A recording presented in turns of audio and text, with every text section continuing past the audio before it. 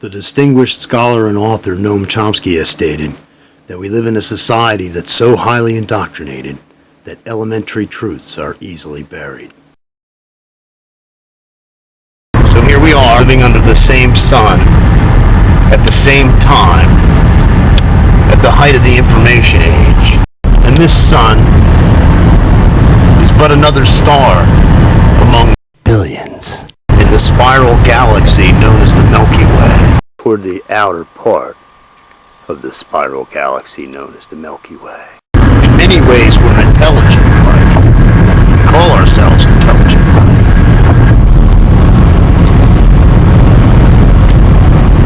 Yet we're allowing a wealthy few to dictate who we vote for. And thus we're voting for people who don't stand for us. And living in the most influential nation on earth, it's a big deception, costly in inexplicable terms, quite possibly at the expense of life as we know it, likely at the expense of life as we know it. Yes. Mr. Ken Hildebrand from MajorMediaBypass.com. Just briefly, a small amount of people who were not elected kept you out of the debates, and therefore we didn't hear about the real risk of global warming, the fact that we could be using hemp to grow our own oil right now, that our top crime is a non-crime, and we house a quarter of the world's incarcerates. These are all real issues, and what I'm asking that you do is speak to the American people and ask them to vote their conscience and to take a look at these real issues which people who were not elected kept from us.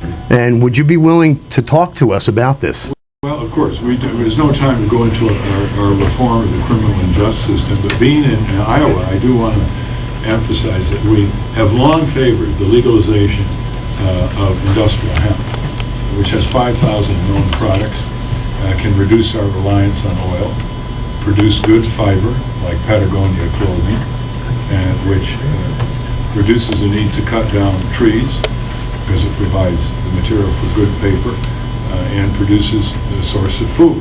And farmers in this country are prohibited by law from growing industrial hemp, even though it's legal for us to import it from Canada, France, Romania, and China. That's because it's on the DEA prescribed list, a residue of medieval thinking. It would be nice to have the two candidates talk about a multi-billion-dollar crop that will advance our national security by reducing our reliance on foreign oil, as well as provide environmentally benign crops and income for hard-pressed farmers. Thank you. Yes, that's right. We could be growing our own oil, but the powers that be have outlawed the best plant to use, hemp. Are we in any position to outlaw solutions? This is not advanced quantum physics here. I mean, ask yourself, if former President Jimmy Carter was called to another country where their censoring media presented but 2 of the 6 candidates who were up in the presidential election, what do you think he would say about that election? Didn't the Nazis demonstrate and even outright state that bigger lies go over easier than smaller ones? These elections result in life and death, and which way our planet heads toward the future.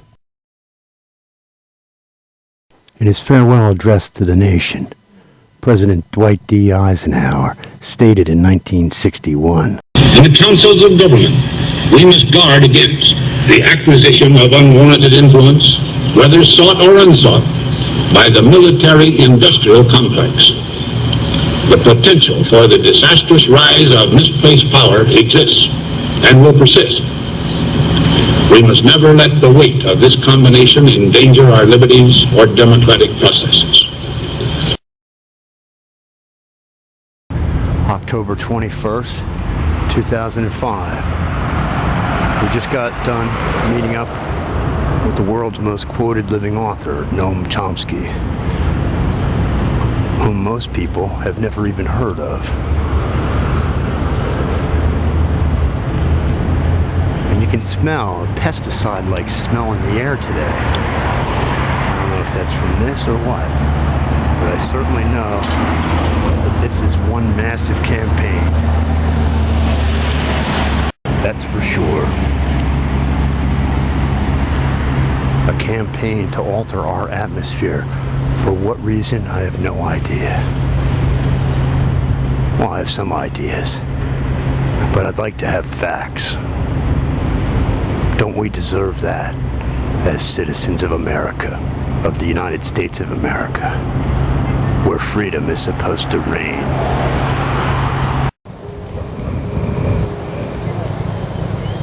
Greensboro, North Carolina. It's the same thing as we see everywhere else throughout the country. Manufactured cloud coverage. Some refer to them as chemtrails. And you can see why. Because it causes, or it's caused by, a chemical reaction of some sort. Because these things spread out over time, just like this one here has.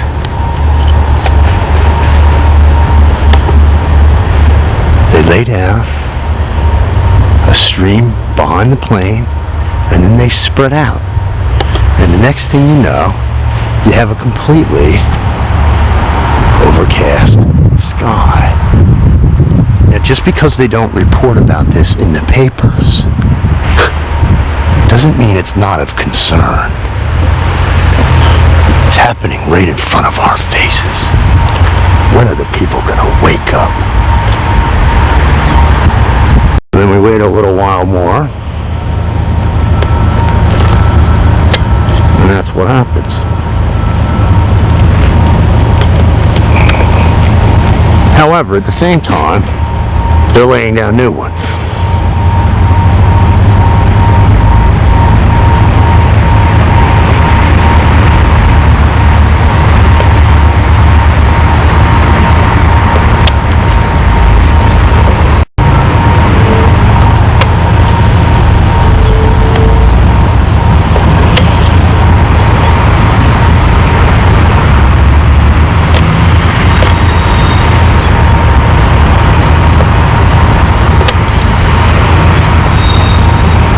And you got a completely manufactured sky, cloud-covered sky.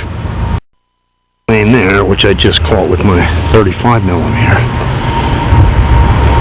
just left a trail all the way across the entire sky.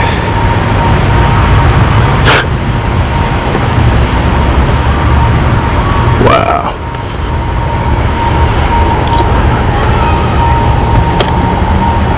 It's their world too, and it's our world, and we ought to have an idea what the hell is going on.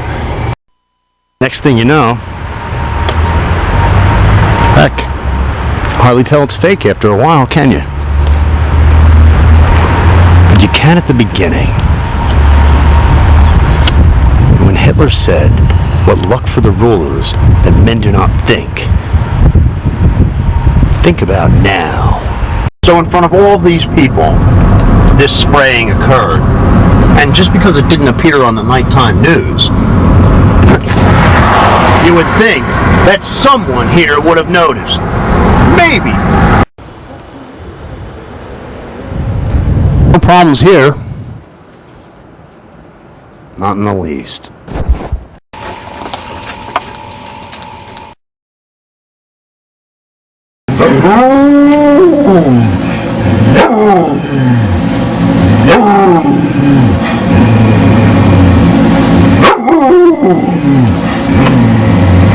Representative Kucinich, a congressman, put chemtrails in the Space Preservation Act of 2001.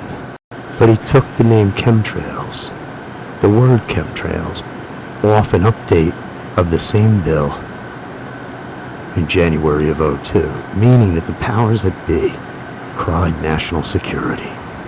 How secure is a nation of ignorant people? we lived in anywhere near a reasonable society, why would we outlaw a plant that we could be using to fuel our automobiles, while having another plant perfectly legal that accounts for some 400,000 terrible American deaths each year and contains arguably the most addicting substance known to man? Well, I came out this morning, about 5 minutes ago, 10 tops. It was a perfectly blue sky. I saw them starting to do their stuff right over the house, around the house. That was perfectly blue. I don't know what's coming out now. That was blue before. We went through the woods, it was blue. They've been very busy, very fast, but these striped striation in between here, it looks very odd. It's not natural. Alright, just once more. These are the ones right over the house. Again, it was a perfectly blue sky when we went this way 10 minutes ago. Tops. I wish I could get one of those orbs. Yeah, there's no such thing as chem clouds. Somebody'd have to be out of their mind.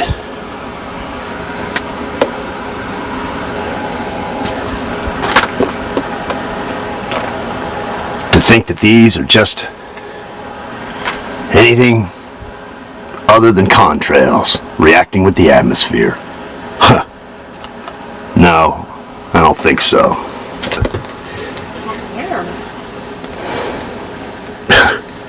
What a bunch of malarkey.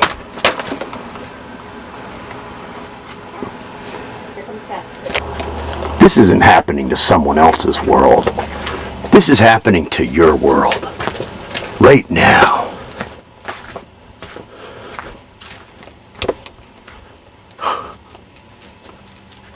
Once again, a completely, practically covered sky. Holy smokes. What luck for the rulers that men do not think, Hitler said. In Halifax County here, Virginia, was sprayed. And I hope that some men and women are thinking who are here.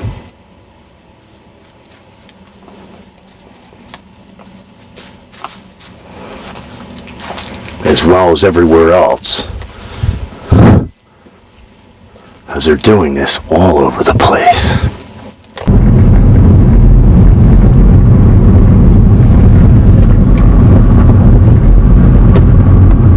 I'd like to move away from the spraying, but there's nowhere I know of that they're not spraying.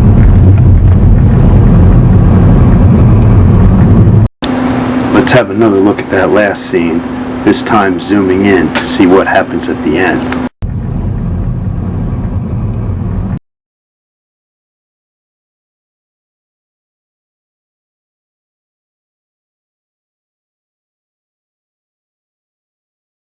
That ocean rises, these are going to be the first to go. And you know something? If we allow global warming to continue, and we have fresh water rivers that are actually flowing into saltwater oceans on both polar ends, thanks to global warming.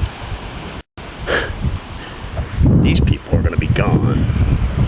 So even though they're real happy with the tax cuts, which benefit them at the expense of everybody else, well, they're getting a royal shaft too, is my point.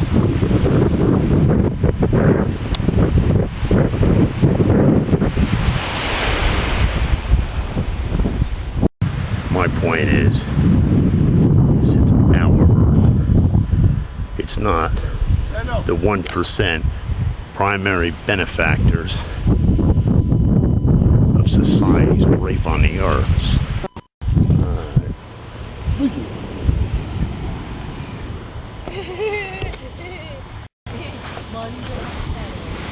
Nice beach. Other than all the garbage.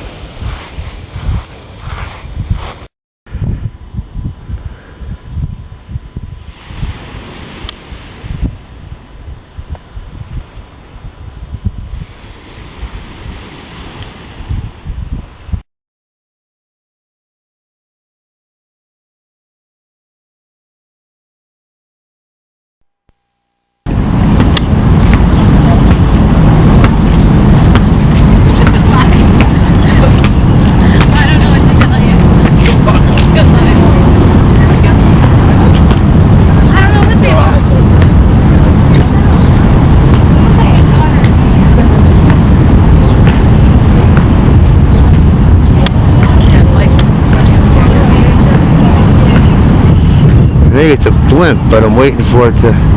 Yeah.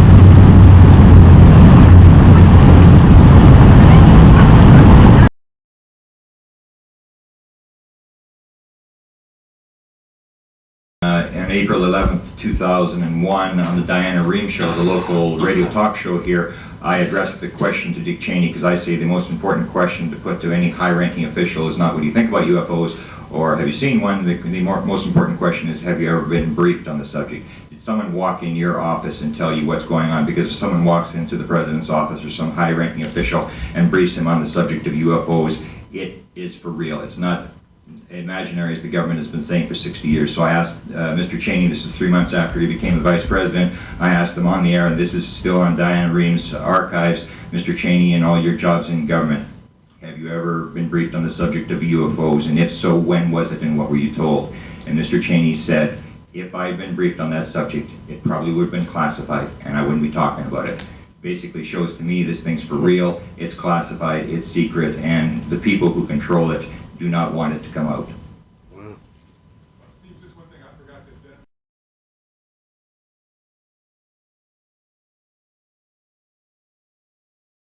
to In 2002, right here in the Washington, D.C. area, there was yet again a airspace jet chase by two F-16 jet interceptors which were chasing a bluish object right outside D.C. In fact, we have one of the key eyewitnesses here in this room today. This received some play in the Washington Post and a little bit of mainstream media, then of course fell into the black hole of the media, never to be discussed again.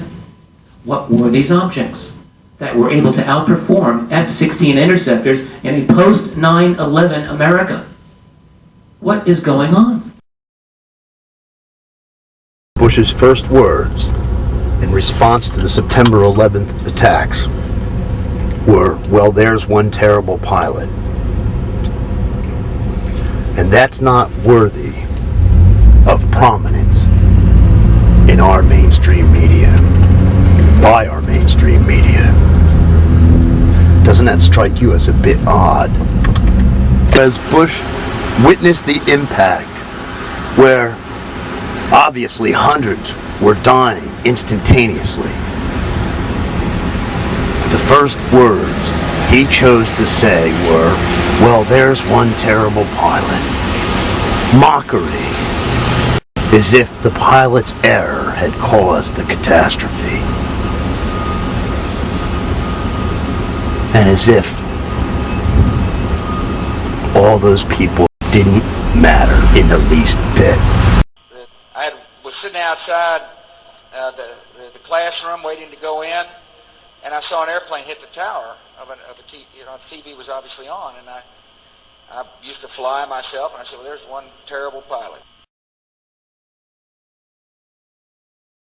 Boy, 9/11 sure was convenient, wasn't it?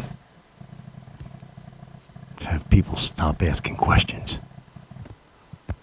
You know, if you really think that just those planes took those towers down, next time you're having dinner, Take a toothpick and break it in two and toss it at your salt shaker.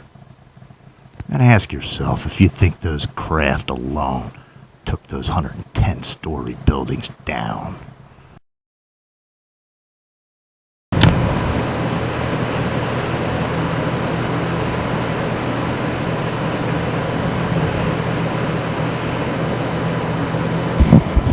Isn't that what I've been saying needs to happen here?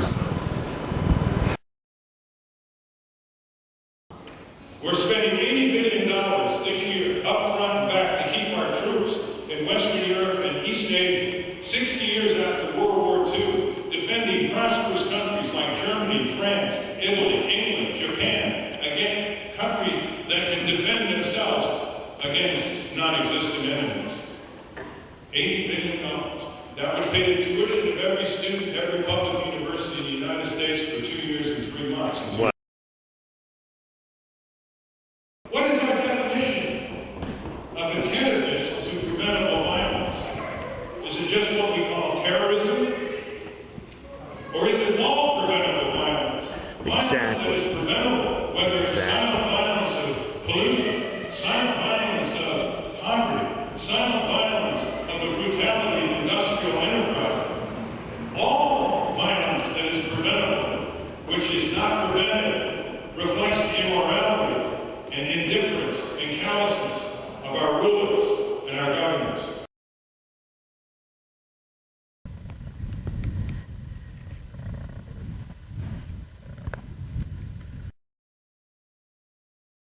Take a web question. Mr. Nader, I see that you're on the ballot here, and you're on the ballot like this in 35 states. Is that not right?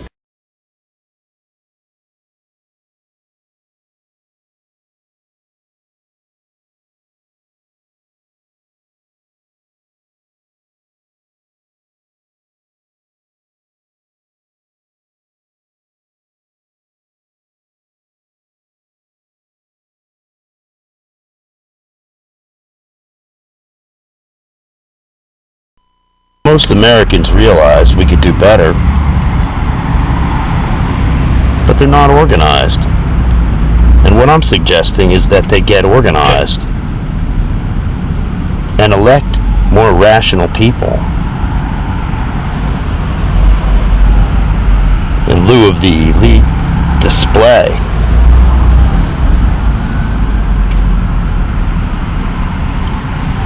And thus make America a place to be proud of. We have some things to be proud of, but we also live in an absurdly inefficient society.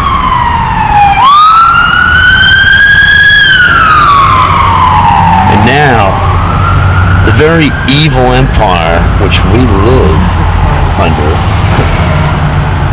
that's alright, is threatening all life on planet Earth due to its inefficiency and allowance of the dominance of greed. People think that we should trust the powers that be, but think about it.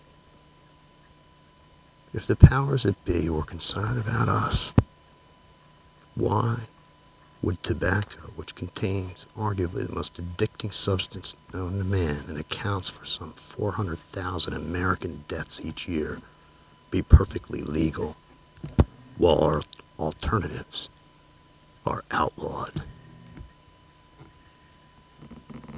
Low-potency cannabis would likely save a lot, thousands of American lives every year if people could get off of smoking tobacco. Every day it's the same thing. Sprayed whether you want to be or not.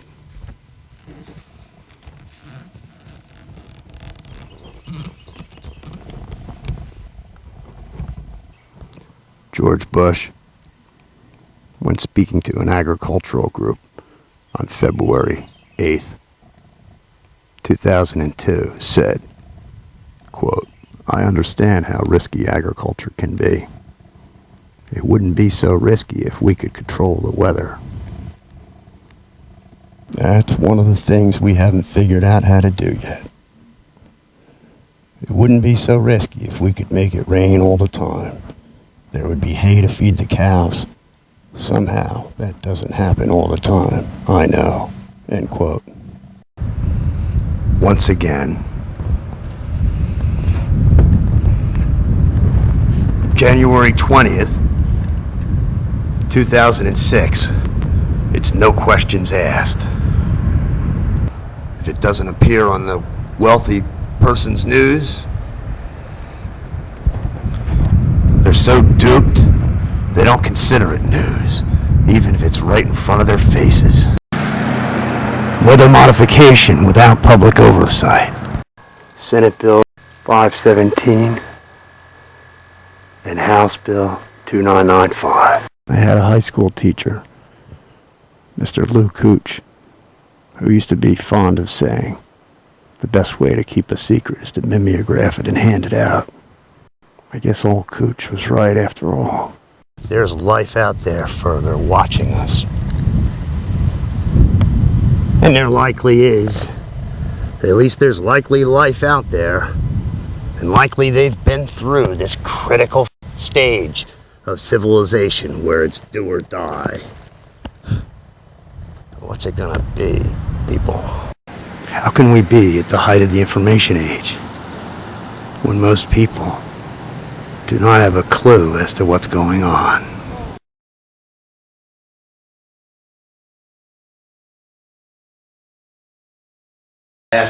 Here we are at the height of the information age, and I guess elementary truths are still easily varied somehow. Do you agree with that? Very easily. Okay. Thank you very much, Noam. Good to see you again.